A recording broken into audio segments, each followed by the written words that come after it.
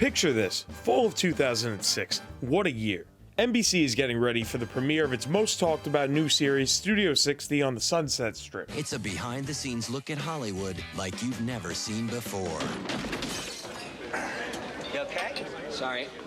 That was strange. The return of Aaron Sorkin to television a few years after leaving the West Wing for drug-related reasons. Like his previous series, Studio 60 is an inside look at one of the beloved staples of Americana. This time subbing out a hit sports talk show with the White House for an SNL equivalent called What Else? Studio 60 on the Sunset Strip.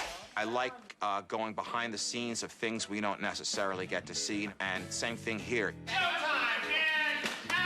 Even bigger than Sorkin's return to NBC was the return of Matthew Perry to NBC in his first show post-Friends. Throw in the rest of this stacked cast. Bradley Whitfield fresh off the West Wing, Amanda Peet, Perry's co-star in the Whole 9 Yards films, Sarah Paulson, years before American Horror Story would make her a household name, D.L. Hughley, who is grossly underrated, and Simon Helberg, who was at the time also cast for a pilot on a show called The Big Bang Theory. Unfortunately for Helberg, the show was not picked up the series and instead was being retooled for the next pilot season. The show also included a slew of Sorkin regulars in multiple roles, and the format of the show welcomed many guest stars that can tie into shows currently on NBC. To make this even better, critics adored Sorkin's new series, naming it Best New Overall Program in a poll conducted at the time. All of this sounds like a recipe for success for everyone involved. Unfortunately, there were a few things holding back what could have been a memorable series. This is Ryan from Let Me Be Critic, here to answer the question, why did Studio 60 on the Sunset Strip fail to get a second season? Make sure to like this video and subscribe, and let's get into it. So the biggest thing going against Studio 60 was the fact that on the very same season, on the very same network, was another series, this a half-hour sitcom, that also had to do with the exact same subject, which also had a well-known star from a previous show on NBC, and a producer who also was from a big show on NBC, and that series was called 30 Rock. I played head writer of a Friday night variety show on NBC, and this guy, Jack Donaghy, comes in, played by Alec Baldwin. Are you drunk? Yes. And while Studio 60 was the belle of the ball with critics, 30 Rock was not nearly as beloved in the beginning of its run as Studio 60, and most people thought that 30 Rock would be the series to be canceled after the first season. Oh, what little did we know. Studio 60 debuted with a fantastic 13 million viewers, but saw a significant drop in its second half hour.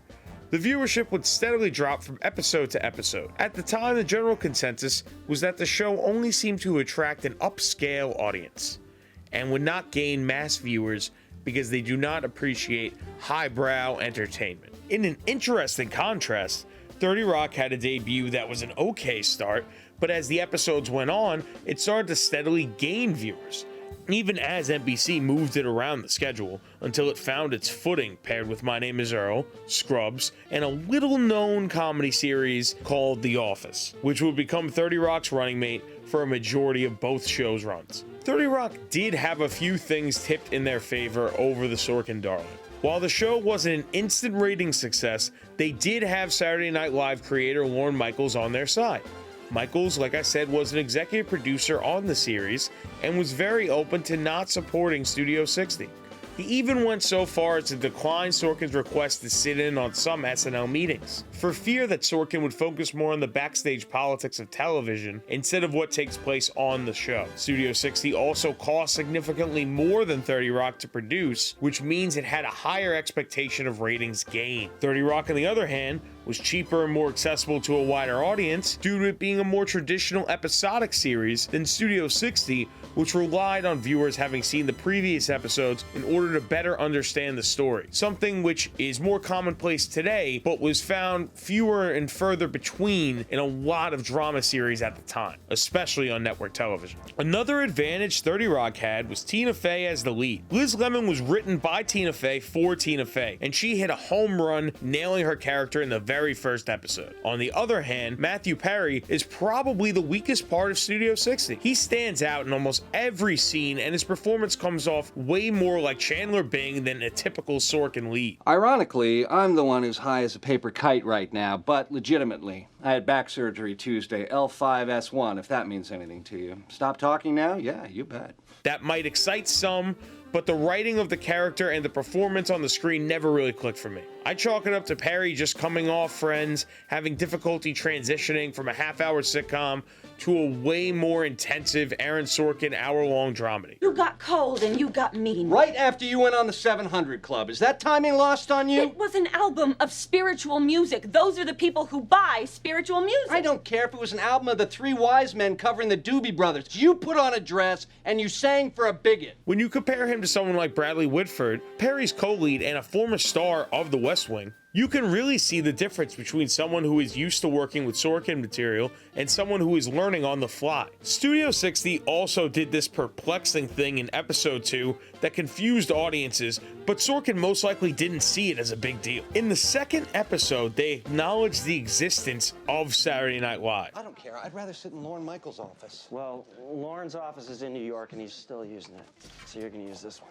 While at first, this doesn't seem like a big deal, but the more that you think about SNL existing in the world of Studio 60, the more perplexing the idea is. Any hopes of Studio 60 being able to outlast as the top-rated drama on NBC were dashed by a little old series called Heroes, which also came out the exact same fall season as Studio 60 and 30 Rock. NBC had one heck of a 2006 season. At the time, a big budget TV series about superheroes was a lot rarer to see on network television than a series about the behind the scenes of a fictional hit show, which by 2006 was old hat. In its debut, Heroes became the highest rated new series on NBC in 5 years. Another factor was that Heroes was Studio 60's lead-in, which means Heroes was the show on NBC right before Studio 60. Now let me ask you, do you think these shows share the same audience? If your answer was fuck no, congrats, you're correct. Which one am I? You're indestructible. Who's the one who can travel through time? Me. Cool. Guys? Another big factor was that Studio 60 was usually on at 10 p.m. when 30 Rock typically aired around 8:30 in its first few seasons. In today's TV climate, that wouldn't matter as much due to binge watching and the mainstream appeal of DVR. But get this, they didn't actually start reporting DVR numbers until December 29th, 2006. By that time, Studio 60 was on its winter hiatus and was already halfway through its season run. The craziest part of this development is that Studio 60's ratings increased the most in terms of percentage by DVR viewings than any show on any of the other networks, adding close to 1 million viewers every week in live plus 7-day ratings. Unfortunately, by this time, the writing was already on the walls, and NBC had already shuffled the series around at 10 p.m. until eventually canceling the show before the last episode even aired. Alas, there is a silver lining to this story.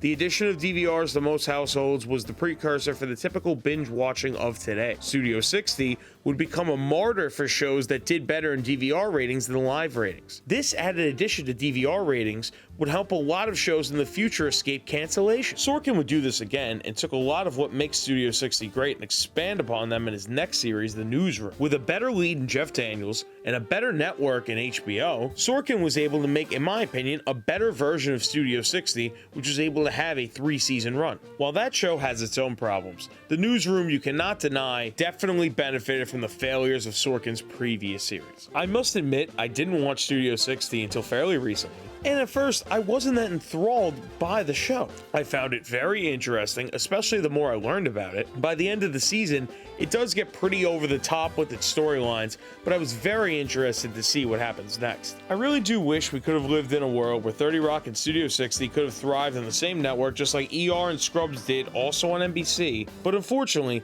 the shows were pegged more as rivals than complements out of the gate. And Studio 60 had so much hype around it that any other show on NBC doing better would have marked it as a disappointment. I really believe that given a second season, Studio 60 could have really hit its stride. Matthew Perry maybe would have figured out how to be less like Chandler, and the show could have rallied a lot more around its supporting characters like it did in the later half of its run. While we continue to sit here and think about what could have been, we can now take solace in the fact that the failure of Studio 60 on the Sunset Strip was not in vain. Thanks for watching. Sound off in the comments what other failed TV series you'd like to see me cover. Be sure to like and subscribe if you haven't already, and check out some of our other videos here. I'll see you next time.